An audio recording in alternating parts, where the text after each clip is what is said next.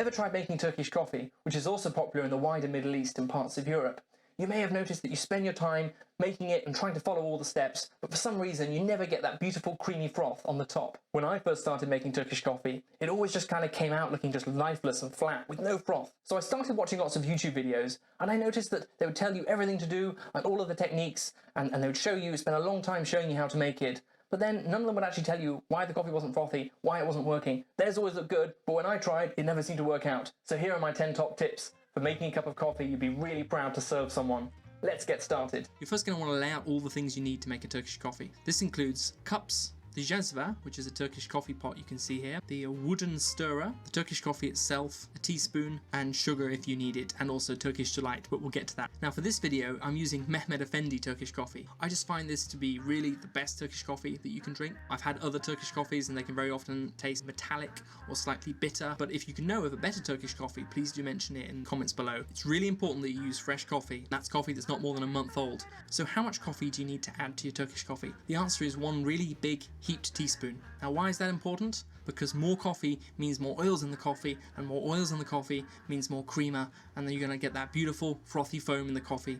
There's one little tip here that's not that important, but it's still kind of cool, and that is once you've added the coffee to the pot, cook it for just a few seconds.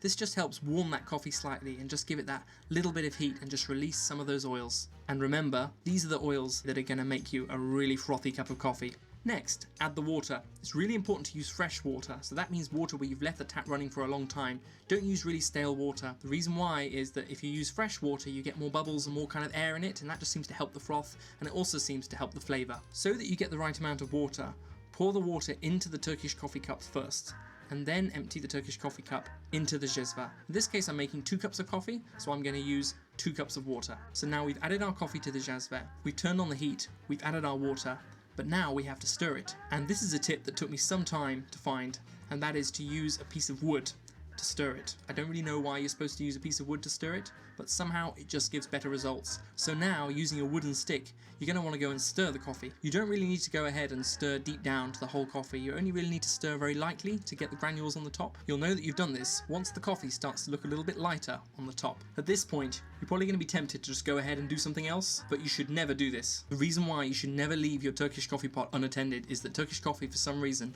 always cooks a lot faster than you think. If you're making 2 cups of Turkish coffee on a medium-high heat like I am, then it probably won't take more than about 3-4 minutes. But even so, you need to be there every second. Now at this point, you're going to see a lot of bubbles start to form, like you can see here. This means your coffee will soon be ready. Now at this point, you're going to want to grab a teaspoon and tap the jezva on the side. Now some people get really elaborate with their teaspoon tapping. Some people tap to a certain rhythm, or they tap to a certain lucky number, and kind of make a ceremony out of it. We're not really going to do that here, but it is definitely something you can do. You're also going to want to turn the jezva from side to side a little bit. This just helps some of those grinds dissolve, because if those grinds don't dissolve, you're going to have some really gritty coffee.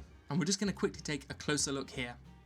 Now when you see steam and you see that foam rise, that's a sure sign that your coffee is almost done. Essentially, the aim of a really good Turkish coffee is to get it to about 99 degrees Celsius. Now my coffee's ready and I've turned off the heat. Now if you've made 2 cups of Turkish coffee like I have here, you're going to want to fill each cup in stages. Now it's really important to pour slowly, because this way you keep your coffee frothy. So first I'm going to pour a bit in this cup, and then I'm going to pour a bit in the other cup. I'm going to repeat this process until both cups are full. Now unless you want to deprive someone of all the foam, you're going to want to share the foam democratically. Now as you can see, I haven't poured these cups completely evenly. There's also a little bit of undissolved coffee grounds in the froth on top, but I can quickly stir these in again using the piece of wood I have here. Now just look at that coffee.